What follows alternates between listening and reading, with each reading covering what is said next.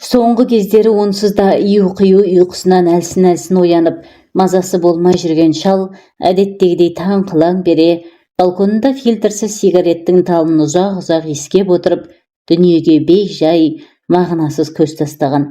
Төменде тырп-тырп аяқ дыбысы естіледі. Бара-бара ол көбейіп, гүріл-сырыл машиналардың ары да бері де жөңкілгені, бір жағында қаланың қалың нөпір тірлігі басталады. Бет-бетімен безіп бара жатқан жұрт.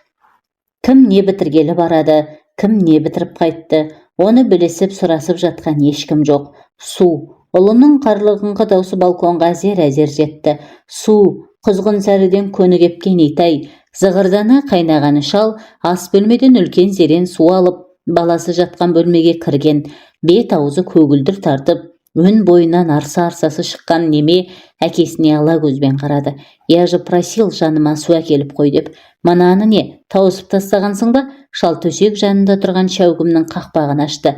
Бір түнде, жалко что ли, баласы зерендегі суды қылқ-қылқ жұтып алды. «Как там насчет выпивки? Бір-екі ұрттам ғана, давай сюда». Баласы жарты стакан самогонды қолы дірілдеп, қақалып-шашалып сорға ішті. «Ят что ли?» деді сосын біраз тұншығып отырып. Шал жауап қатпай шығып кетті. Азылдатып шай қойған. Қанша жылдардан бері осы, өз шайын өзі қояды. Өзі ішеді. Еті соған әбден үйреніп алған соншалық. Баласы үйге қайтып келгелі бөлмелер тарылып, дыбысы ұлғайып, мұның тынысы тарылып кеткен сияқтанады. Жанына жайсыз.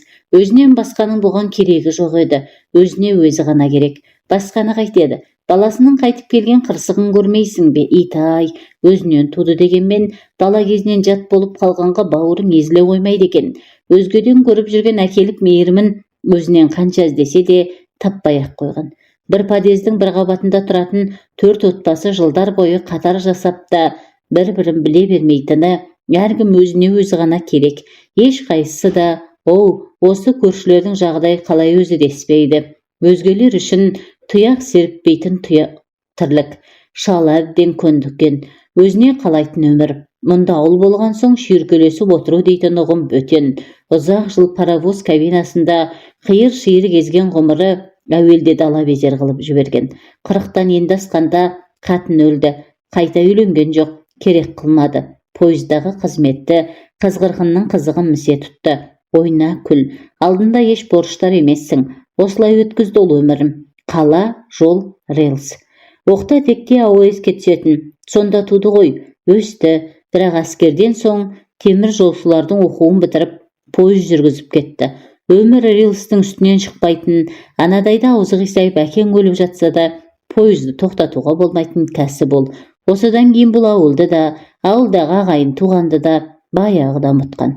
Олардың да мұны тарс естерінен шығарғаны күмәнсіз. Мұндағылар және білмейді.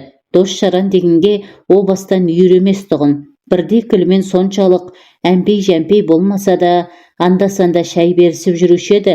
Әйелі өлген соң ол да тыйылған. Үйелмендермен араласуға жалғыз еліктінің сәні келмейтін болып шықты. Сосын жан-жағына қолды бір сілтеген. Әйтеуір жалғыз ұл бар. Ұлы үйлене сала қайынатасының қолында тұрды. Алғаны прокуратурада белдеулі қызмет істейтін бір дөкейдің маңдайға басқан жалғыз қыз екен. Сүйетінің рас болса біздің үйде тұрамыз деп, ұлын қолдарына кіргізіп алған. Орысшала өскен баласында қазақтың күшік күйеу дейтін намысқа тиетін ұғымы жоқ болатын. Жалғыздың жайы белгілі, өзінен жаралды дегенмен бір түрлі бөтен.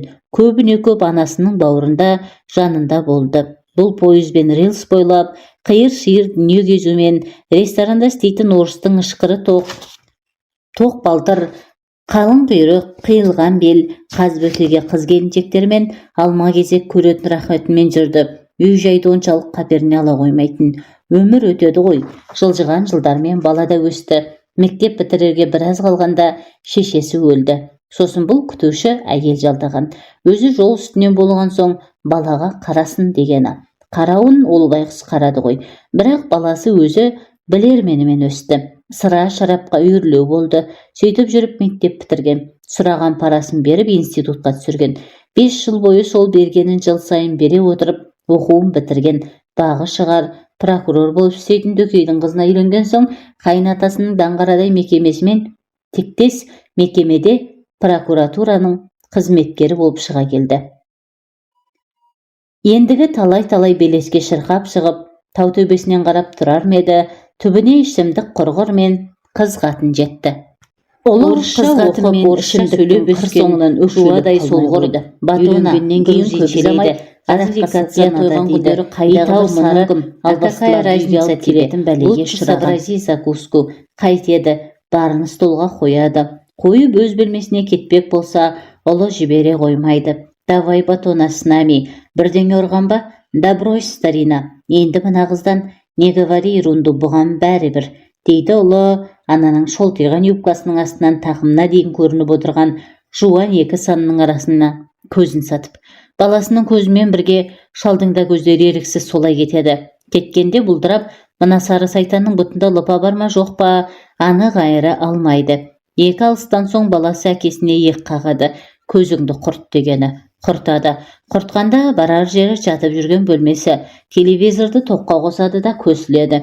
Сөйтіп жатып көзіледі. Содан селк етіп оянады бір кезде.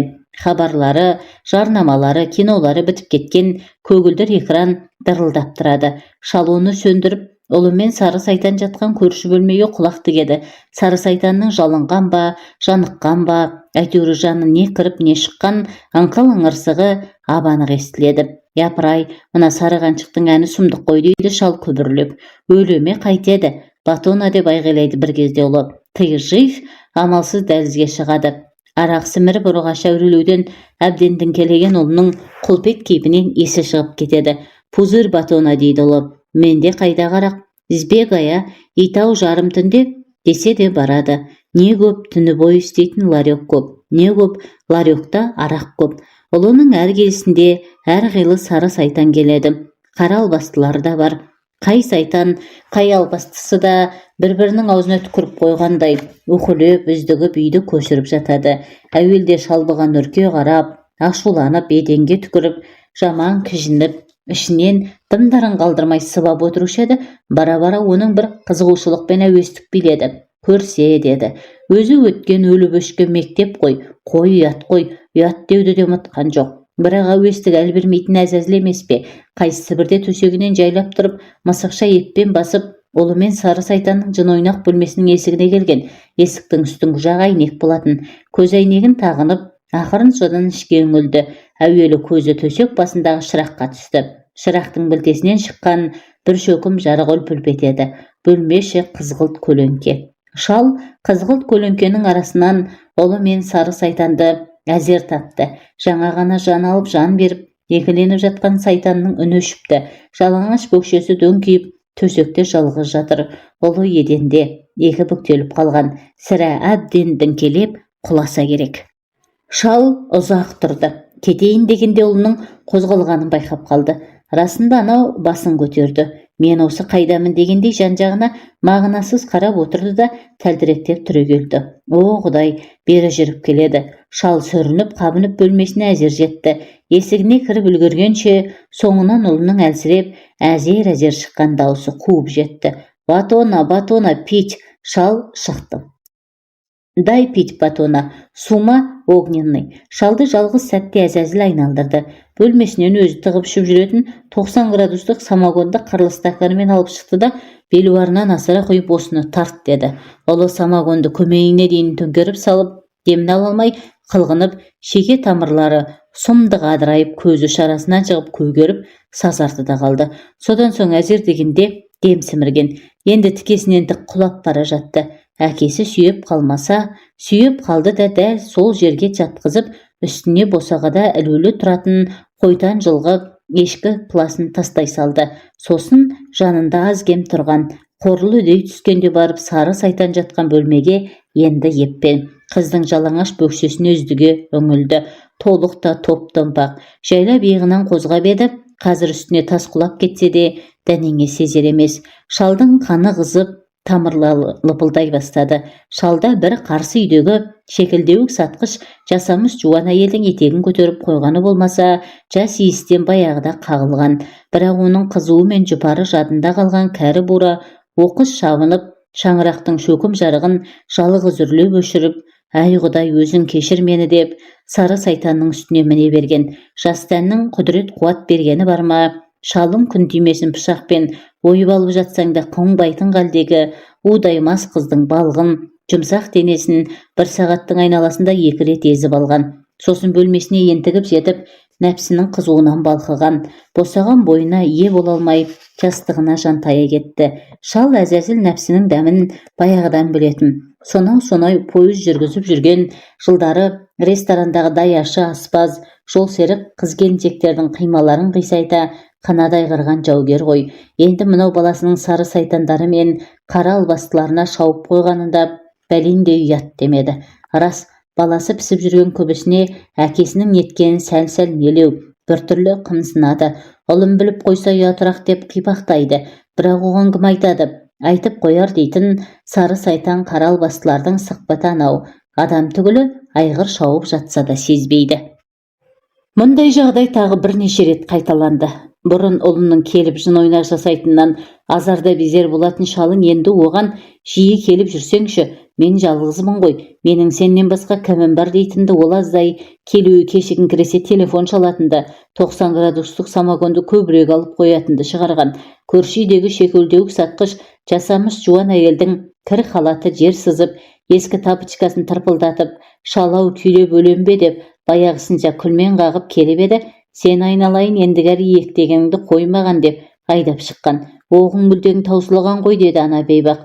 Байқысау, біз қазір қара қанат кәрі құстарды емес, сары қауырсын сандуғаштарды дәлдейміз деген бұл.